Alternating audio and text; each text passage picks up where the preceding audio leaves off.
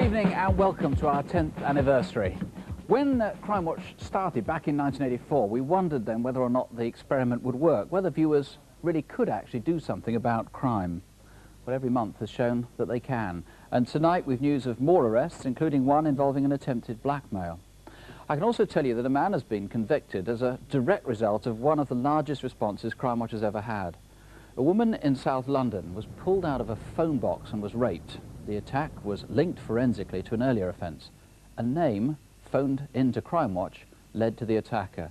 The man has been sentenced, the Old Bailey, to 2 terms of life imprisonment. Our first case tonight is a serious assault. Just 3.5 weeks ago in Deptford in southeast London, somebody injured 84-year-old Bill Gallagher so badly that he's been unconscious in hospital ever since. In the film that follows, many of Bill's friends have taken part in the hope that somebody tonight can help trace whoever did this to him. However, certain details have been changed to protect the identity of the witnesses involved. 1, 2, 3, lift. This gentleman was found collapsed outside his flat in Deptford. He's certainly fractured his zygomatic bone, and we've organised a CT scan to determine whether he's actually had any intracerebral bleed. He appears to be moving. This is a severe head injury. You can see here the fracture on the left side, which would fit with him having been hit, and we've got this large intracerebral bleed around the brain stem. In a man of his age, this is obviously very serious, and I fear the outlook here is really very grave. Bill Gallagher has lived all his life in Deptford, and from the age of 12 he's worked on the same fruit and veg stall in the local market. Bill was chairman of the Street Traders Association until he was 82, and he still runs his stall on Saturdays. I haven't got your keys right. A big shell of coffee and oat milk, Philadelphia cheese, and a coffee and milk, and 2 sugars for Brian. And that's mine. Take your time, Bill. You can do with a drop of rum in this. Right, thanks, Bill. All the best. Right. I feel devastated. I feel he's so close. He's like a grandfather, and just so upset about it. To go through the war and have nothing done to improve the war, and this to happen to him at this time of life at 84 is disgusting. It's a terrible thing. He's like salt of the earth. He's one of the best fellas on the market. Always help you out if you can. Yes, you certainly can, madam. All lovely and fresh. Yellow plant as well, please. Yellow plant? Yeah, shove off, lad. Those really not had, did it? Not very much, all right. So I wouldn't hear, madam. Fair, Bill, at 84, I hope I'm as good as you. I don't know, I'll stick another winter, maybe I'll retire in October. It's Monday the 15th of August. Bill loves horse racing, and he's a regular at the local bookies. Come on. That afternoon he called in shortly before 4:30. I've got a fiver on Singing Rock. Come on. Yeah. You may tell your horse right. Maybe I'm off. Well, you want any advice come to me in the future? At about 5 o'clock, a 13-year-old boy was visiting the block of flats at Cornbury House, where Bill lives.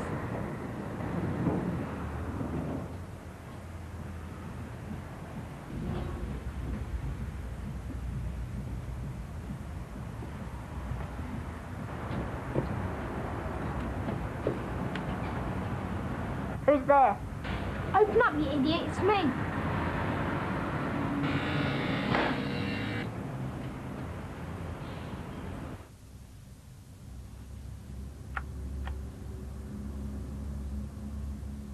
When I came into the foyer, I noticed this man hanging around. His age was about 30, he had medium build, about 6 foot tall, with light brown hair, and he had a suntan.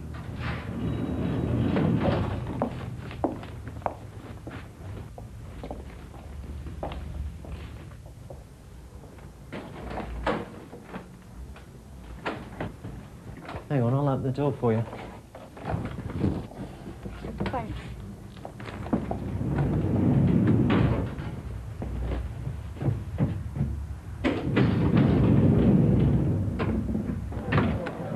Meanwhile, Bill was leaving the betting shop. He decided to drop in for a few minutes at the grocery store where his friend works before heading for home. You can't get rid of me, can you? I was leaving the building. As I walked in the foyer, I passed this man. He was holding a beer can. I think he'd been drinking because he seemed slightly unsteady on his feet. Switch on the telly so that we can catch the results of the 5 o'clock concert. Have you got a beer? But I can't. I think that's not on. I always miss swimming. This is total rubbish. You invite me round just to watch this. You gonna carry on watching it? Yeah. I'm off then. Still playing football around the park. When I came out the lift, the man wasn't there anymore. I'm £4 better off. I'm off home now. See you.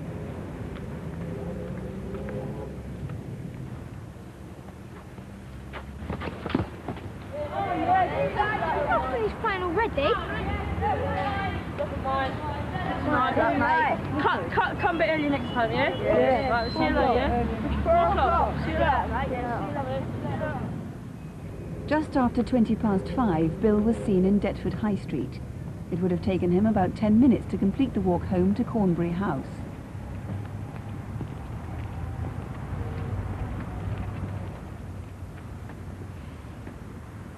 It was the same man I seen earlier hanging around the lifts.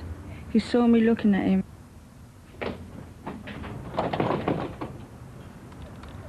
Oh, let me in! Come back, yeah? Shut up and let me in!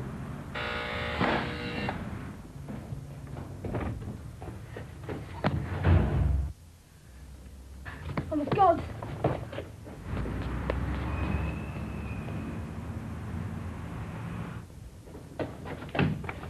Look, I'm gonna get help, okay?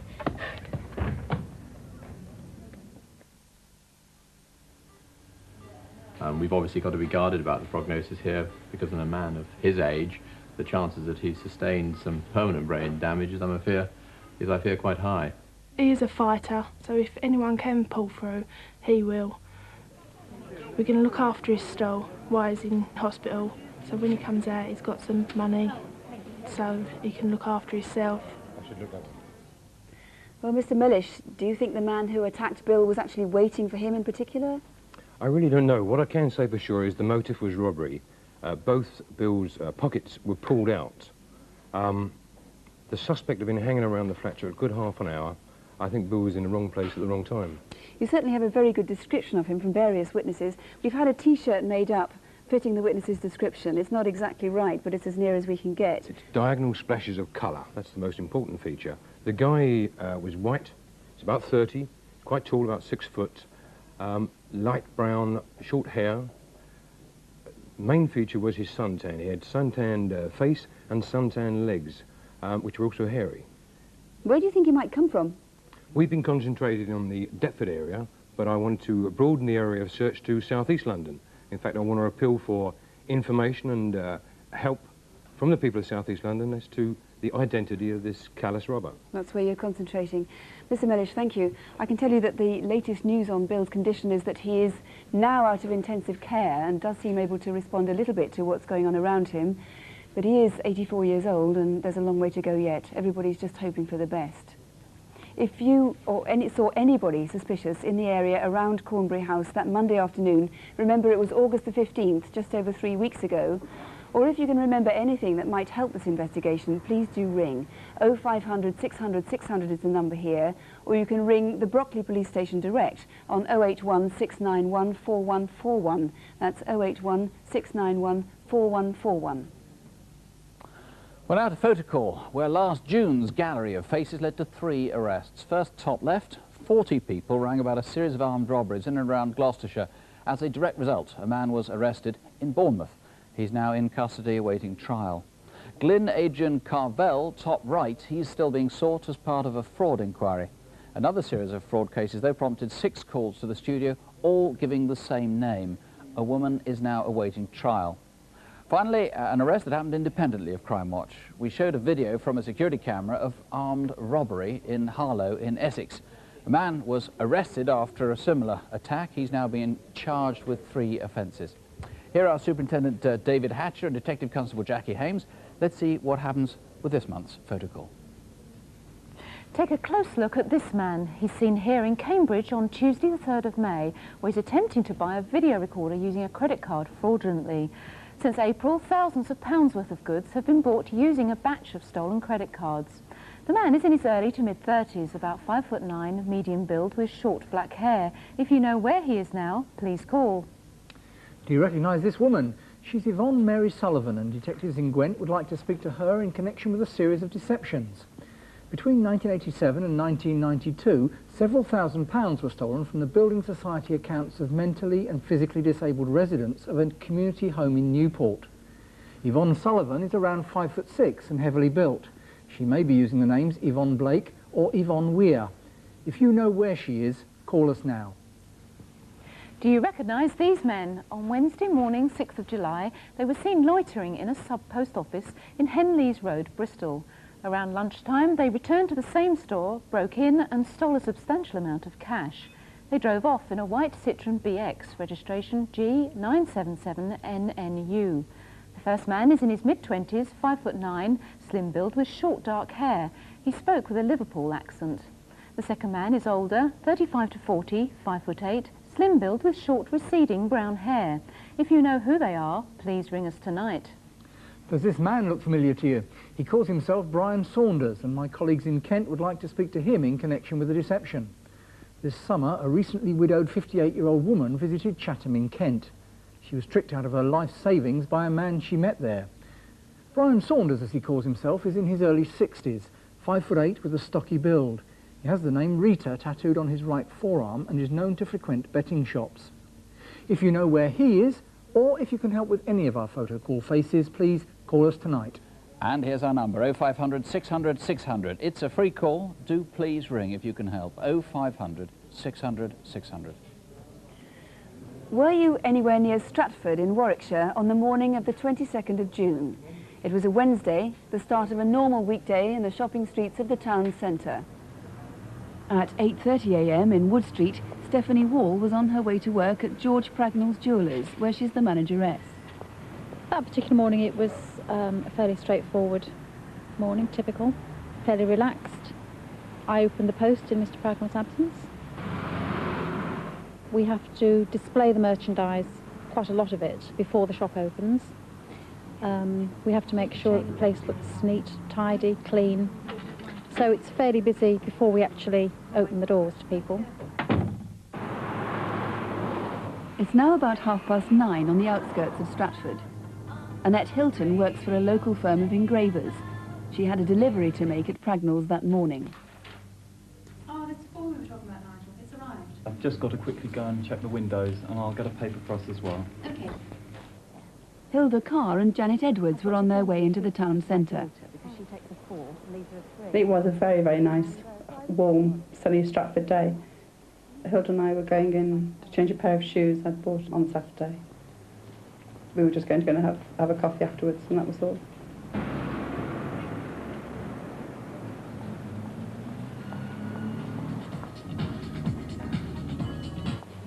Minutes later, Annette was arriving at Pragnell's with her parcel. I did notice somebody on my left-hand side, but I didn't really take much notice, just carried on. Down! Everybody down! You! Get down and stay down!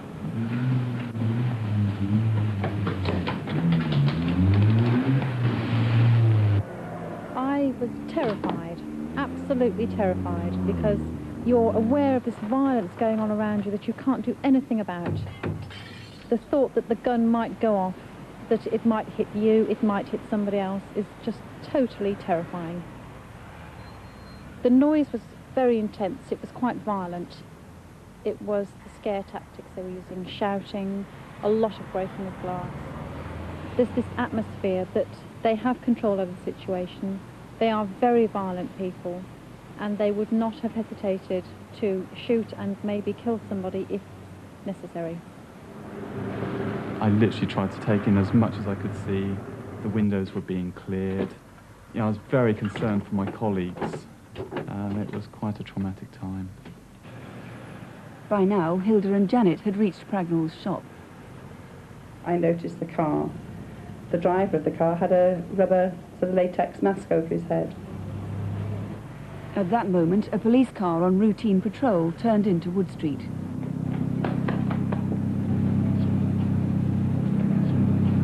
The police are here! We're gonna go! Come on, you guys! We were just simply on our way in to have breakfast at Stratford Police Station. And then I sort of thought jewellers, mask, Cosworth, and then realised that it was an armed robbery. I don't know why I opened the door and tried to do what I did. It was just instinct. I hadn't seen a gun at all. And I was quite shocked when he sort of rolled over and said that he'd got a gun. And I'll shoot you. I think that was when I decided it was time to let him go, because it's no point being a dead hero, is there?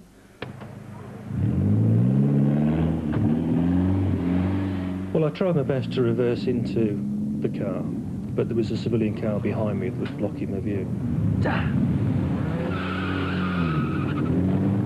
out, they've got a gun! Assistance required, Wood Street, Stratford, armed robbery. The only option then was to turn round, and by the time I'd got round, which was fairly quick anyway, the Cosworth was stopped.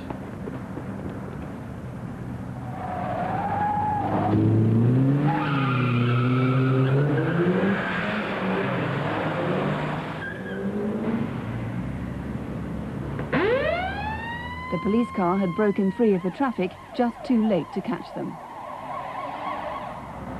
The feelings stay with you for a long time. The people who were at the forefront of the attack have been quite badly affected, as a lot of the members of staff were. Yes, the stock is replaceable, but what it does to people is much more damaging. And they still are recovering. Mr. Stanley, where did the getaway car go next? Well, it drove at high speed out of Stratford, and it was abandoned about 3 miles away in a gateway in Ingun Lane. And then it transferred to another car? That's right, yes. We believe they transferred to a blue Mondeo car. The reason for that is that we can say that a man was walking his dog along the lane, and he saw this car being driven at high speed, and between where the Cosworth was abandoned and the Mondeo was seen is where various items of clothing were discarded, including the masks. And we were able to use those, of course, for our reconstruction.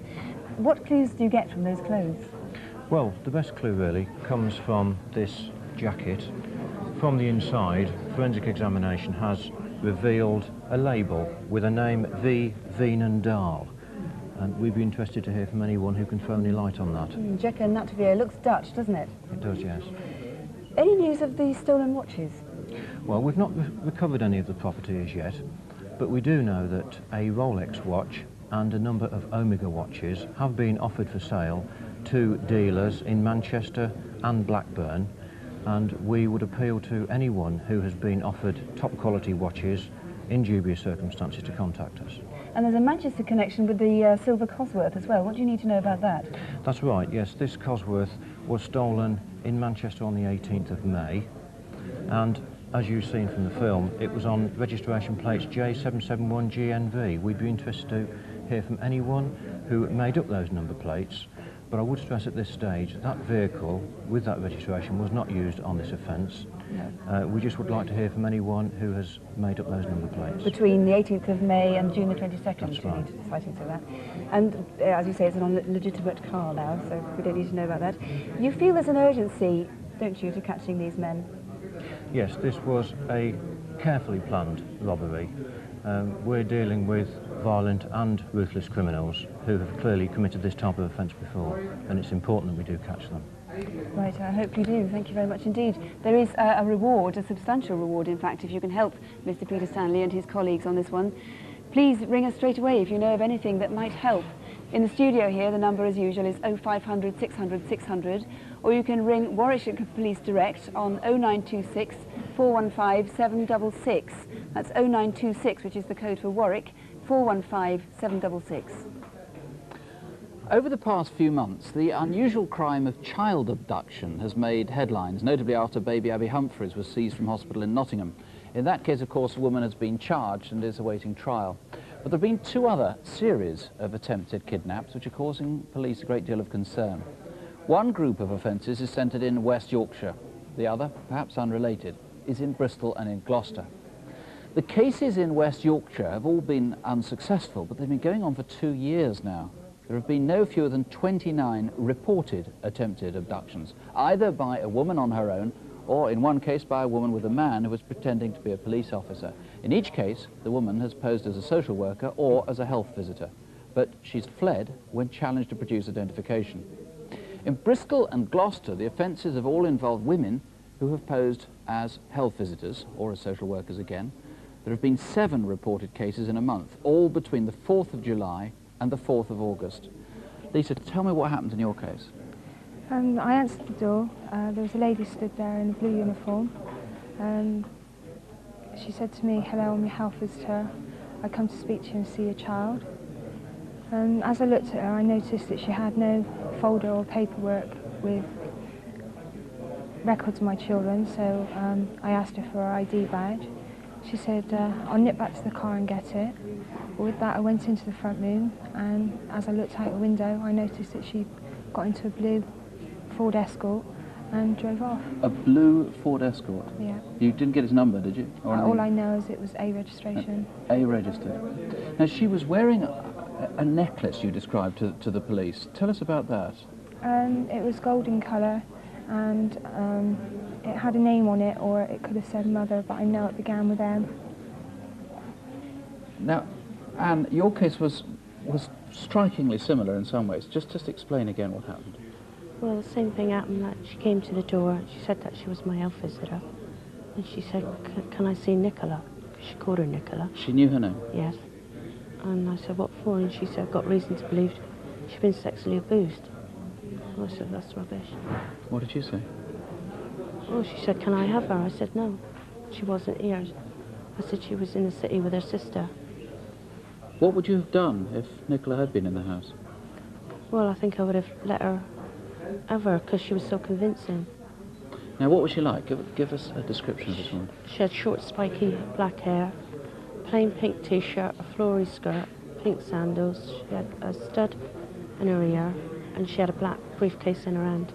Now, this is a different woman from Lisa's, but on the other hand, there was somebody else in her company. In the car, I didn't really see her very well. But your neighbour did get a description. Now, what did she say?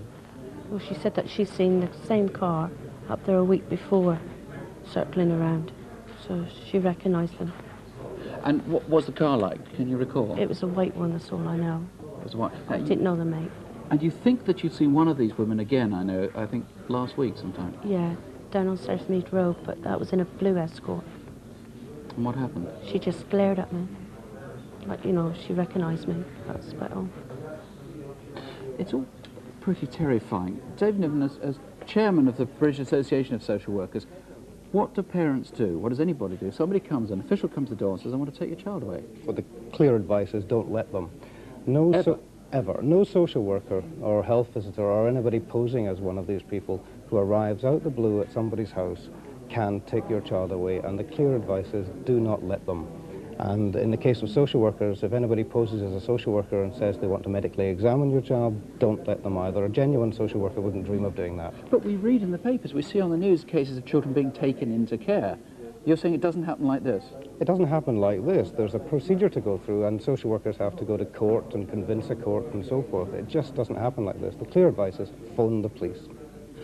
Lisa, did you phone the police? What was your first instinct? Because I know the police suspect an awful lot of people don't tell them. First thing I'd done, once I shut the door and realised she wasn't coming back, I phoned my mother. She told me to phone the clinic, in which I did. They said they hadn't sent anyone out, and it wasn't until then that they, under their advice, I phoned the police. You wouldn't have done so otherwise? No. DC Rob Jones, it is quite alarming. It's extraordinary, actually, that they don't seem to have abducted a child yet, despite all these attempts. Yes, I'm sure that's more by luck than judgment.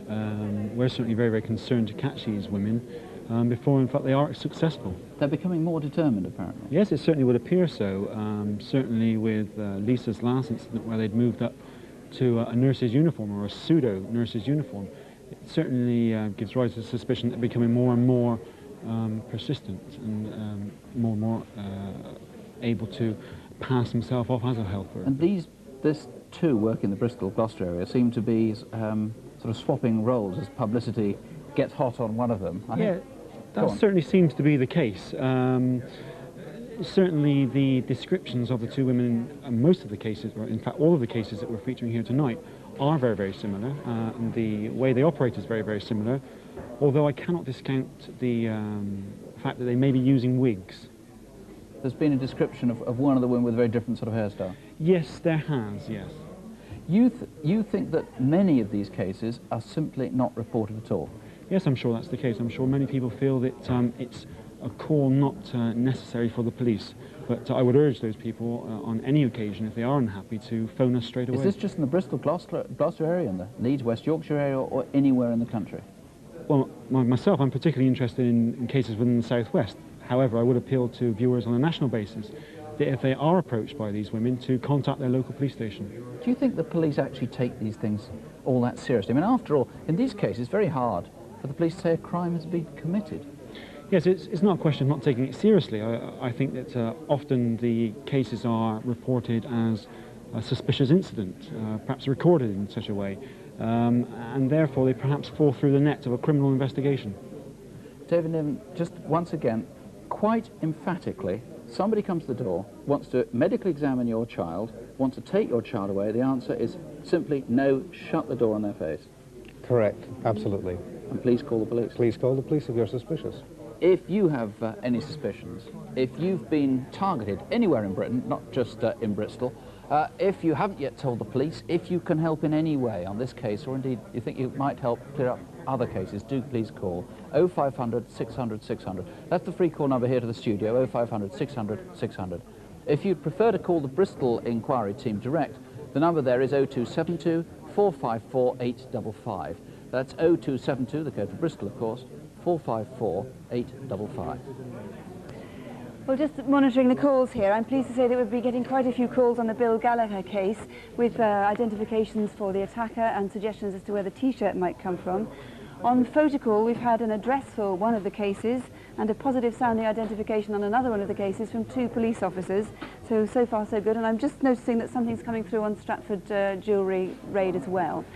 I can tell you a little bit more about one of the results of Incident Desk from last time.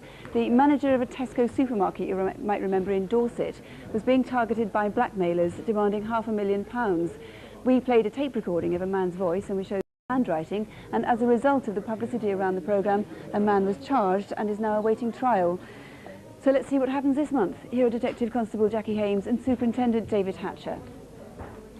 First, we need your help to catch an armed gang. This man shot a postman, leaving him severely injured. On Tuesday the 19th of July, just after 9 AM, Tony Beale and Brian Devereux were making a delivery to the Linked Top sub-post office in Malvern, Worcestershire. The post office was busy and there were several passers-by. As Tony went to make his delivery, a gunman confronted him and shouted at him to drop the box he was carrying. Despite carrying out the instructions, Tony was shot in the stomach. The gunman escaped in a blue metallic Honda Civic, driven by a second man. It was later found abandoned half a mile away, and it's believed that the man transferred to a dark green XJ6. Did you see them?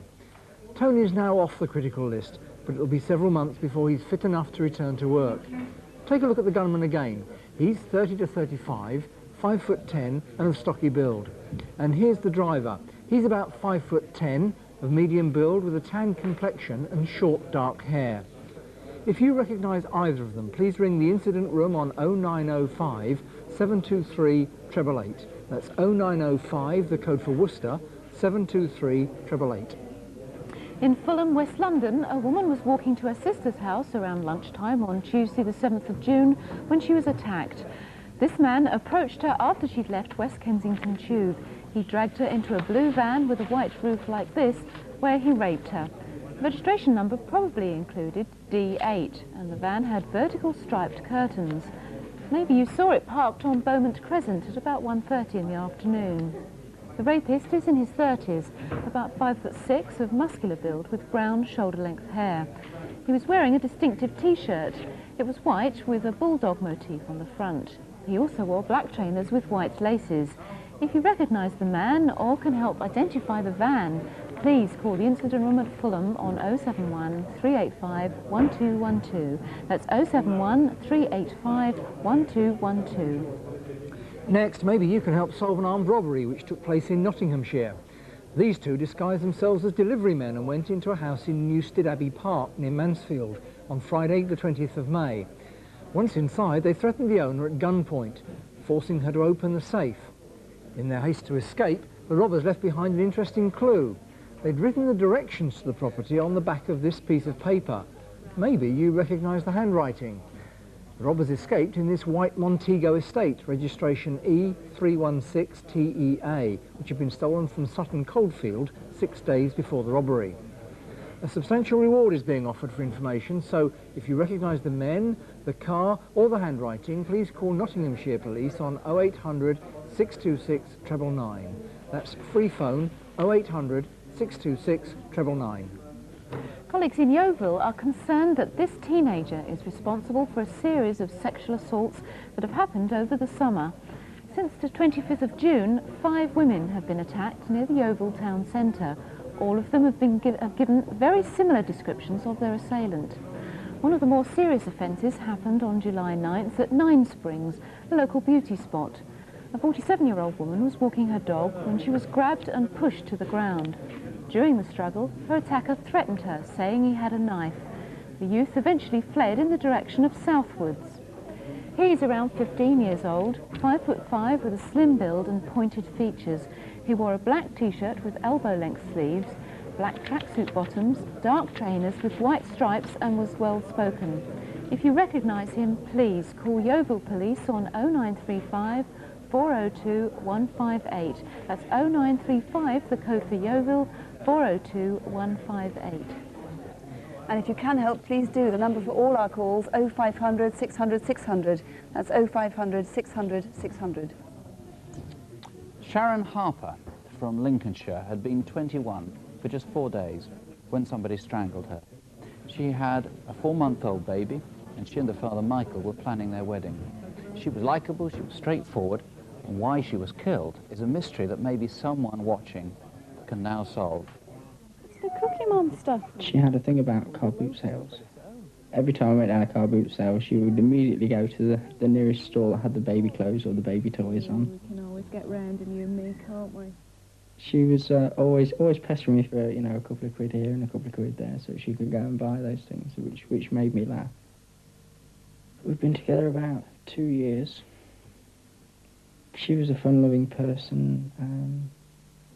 She loved Sarah Louise. She was a good mother to Sarah Louise. She would have made a good wife for me as well. You've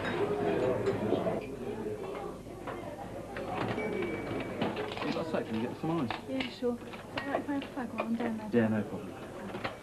Sharon worked 3 nights a week at the Market Cross pub in Grantham. Not so bad, are you? There's not a job that she wouldn't do. You know, it's very hard to find people like that. She was one of the best. One of the best. And I miss her. Tonight, police hope to eliminate a man seen by a friend of Sharon's a month before she died. I was on my way to Woolworths when I saw Sharon at the rear of Morrison's in the passageway. She was stood with a man. They were talking quite intensely. I walked past them and carried on towards Woolworths. I came out 10 to 15 minutes later and walked over to the short wall by the passageway to have a cigarette. As I sat down, I saw that Sharon was still talking to the man. She seemed to move away from the man towards me, and he followed her. I did think Sharon looked relieved to see me. Who's that? Doesn't matter. She didn't want to tell me. Don't do that. So being nosy, I strained to watch him walk away. If this was you, please call. Friday, July the 1st. Sharon was working at the pub and her boyfriend Michael worked nights, so Sharon's friend Emma used to babysit. We'd known each other for about 6 years, and we'd just hit it off straight away. She's got a great personality. You all right? Okay. I've just put him down. She came around about 6:30, 7:15. What she did every Friday. If you need them, and I'll give you the key just in case you need anything else. Okay. So I'll see you at the usual time. Yeah, I'll see you later. Bye-bye, darling. She just stayed for a couple of minutes. See you later. And then she went off to work.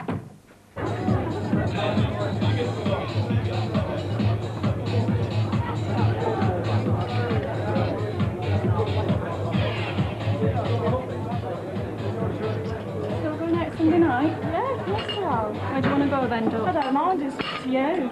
Should we start off the King's Arms to see how we go? Yeah, sounds great. Is Marcus still looking after Sarah and Louise? Yeah, bless her, it's good like that. Yeah, it looks nice. Did you do it yourself? Yeah. It was just a normal, typical Friday night. Yes, Doug, what can I get you? Nothing unusual about it, and Sharon was in a really good mood.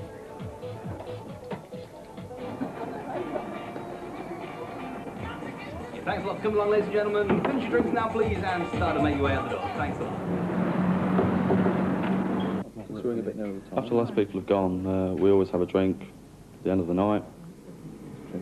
I'm off mood. Okay, see you later. Take care. One of the last people to leave was Sharon. Nothing out of the ordinary with her. She said cheerio, and I see her go by the windows. It was the last time I saw her. Got to the pipes in the morning as well. Sharon often walked home. Did you see her when she left the pub shortly after midnight? You okay? By now, Emma and her boyfriend Simon were expecting Sharon back to pick up the baby. Oh, you're all right for a bit longer. Meanwhile, on Harloxton Road, not far from the pub, according to an anonymous caller, Sharon was arguing with someone outside Archway's garage. Are you all right? Yeah, I'm fine, thanks. Were you that driver? Please phone us now. You're a crucial witness. The caller described the man as being in his mid-30s and with long, dark hair. A6, you want the Isaac Newton? Next, a taxi driver noticed Sharon. She'd now gone back towards the pub and to a public phone. I was travelling along Wharf Road towards the roundabout when I saw Sharon arguing with a gentleman outside the phone box. It seemed at the time that the gentleman was pulling Sharon away from the phone box if Sharon wanted to get into it.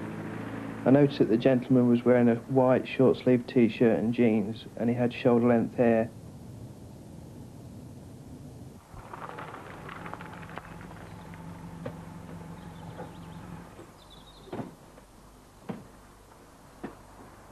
I'd arranged to meet Sharon at 8 o'clock to go shopping. When I arrived home from work, I noticed that the kitchen light was still on, which I found was unusual. Sharon?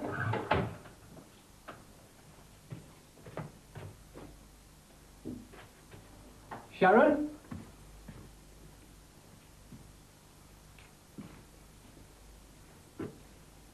Sharon? Next day, Sharon was discovered among undergrowth in a car park, not far from where she'd last been seen. She'd been strangled. Mr. Clifton, most points of appeal are pretty self-evident from that reconstruction, but perhaps what's not self-evident is you're very, very anxious to get that anonymous caller to ring again who saw Sharon just before she disappeared. There were, in fact, 2 anonymous calls, both of which came in on Monday the 4th of July, which was really the first day of this inquiry. And the information given by both anonymous callers was very, very similar. Now, there are 3 possible motives for those calls. The first is that it's an out-and-out hoax. The second, that it's the killer who's trying to lay a false trail. And the one that we actually favour is that the man who rang in actually saw what it was that he described to us. Because of that, we think that he probably saw the killer. So he's very central to our inquiry, and we need to speak to him. Now, he may say to himself, but, you know, I've told you what I saw. Why do you need any more information? Well, he told us that the man that he saw was about 30 years of age with long dark hair, but different people have different perceptions of what is long hair. For some it'll be on the collar, for others much longer. He also said that he'd seen Sharon with this man before. When? Where? These are the sort of questions that we need to put to this man. And he plainly knows her well. He does indeed. In fact, he claimed that on the second call, and we believe that the 2 calls are probably made by the same person, although that's not self-evident. on the second occasion, he said that he was so concerned about this argument that was going on that he slowed his car down and spoke to Sharon through the window of the car. As we saw in that reconstruction there. He also said that he thought that the man was wearing a Leeds United T-shirt like this.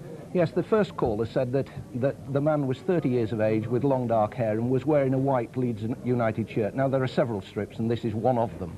OK. Now, the man in Grantham city centre that we saw a month earlier, roughly a month earlier, sometime in June, this is somebody who looks similar to the description, I know, but this is really someone you want to eliminate from the inquiry. Yes, indeed. There's no evidence at all to indicate that this man is anything at all to do with the murder. The mere fact that he fits the description of that given by the anonymous caller means that we need to trace him and eliminate him from our inquiry. OK, Sharon was likeable, she didn't have an enemy in the world, no obvious motive for this. You need to find, I gather, anybody but anybody who ever knew her in any capacity. Yes, we have traced a number of people. You're quite right when you say that no motive is clear. Certainly it's not clear to us what the motive was, although, as we've already said locally, that there are some items missing from the body. But we don't believe that robbery or theft is the actual motive. It's not clear to us what it is. We need to build up quite a comprehensive picture of Sharon's lifestyle. We're in the throes of doing that with a number of people, but anybody that can add new information, we'd be delighted to hear from. Mr. Clifton, thank you. The number here is free. It's 0500 600 600. Please, if you knew Sharon, if you can help in any way, call us or try the incident room in Grantham. That's 0476 62501. 0476, the code for Grantham, 62501. Well, we're getting an awful lot of calls. The noise level's pretty high around here. We've had some more calls now on the Stratford jewellery robbery. 4 people, in fact, have called in to say that they've been offered jewellery very similar to the watches that were stolen, and some of that information coincides, so that's an interesting one to follow up. And calls on the jacket there too, people saying it's a Dutch army wear, which we knew, but what we want to know is who was V. Vikendahl and where did that particular jacket come from. More photocall case calls. The Bristol Post Office raid, we've had a name given for the armed robbers there. On the child abduction case, 2 police officers, one from London and one from Manchester, have phoned to say that there have been similar cases in their areas. There are quite a lot more calls, but we'll keep you posted maybe later on, because that is it for this month for the moment. Do keep trying if you have any information. The lines here are going to remain open until midnight on 0500 600 600, and we'll be back with all the news we can give you at about precisely 11:35 p.m. I hope. That's Crimewatch Update, back at 25 to 12. If you can't stay up till that late, well, remember that in spite of all the images you've seen tonight, you really are extremely unlikely to be affected personally by these sorts of serious offences. And in any case, of course, the crime rate in some categories is actually beginning to fall. Whatever happens, don't on our account, please have nightmares. Do sleep well. Good night. Good night.